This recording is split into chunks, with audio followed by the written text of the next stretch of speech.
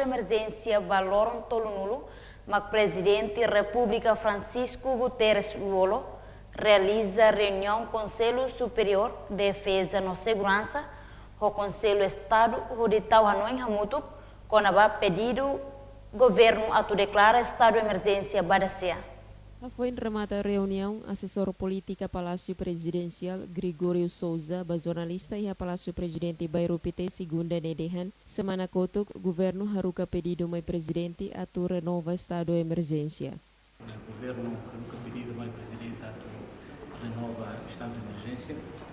Nessa Constituição dia presidente antes haruka pedido ao Parlamento e até corona do Conselho Superior de Defesa e Segurança no Conselho de Estado em Arona e posição do Conselho de Estado não é favorável para a renovação do estado de emergência, mas B, depende da decisão do Parlamento.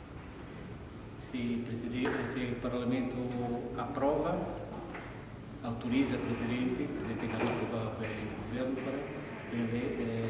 para o decreto de implementação. Estamos no tem que o Conselho de Estado também até agora o feriado para, então o estado de emergência foi do dia 2 escala.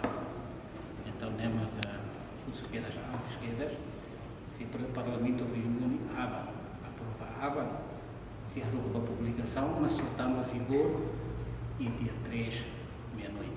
Reunião Conselho Estado no Conselho Superior de Defesa e Segurança ne labele colhe sai, mas be fossai decisão ne be Conselho Rua fossai ona, hodi fo apoio ba presidente hodi renova estado de emergência. Ni acrescenta tan katak, lokraik 70 haruka ba Parlamento Nacional, nune Parlamento bele agenda hodi halo plenária ba aban. Emerenciana Pinto Donanciano Magalhães, STL News.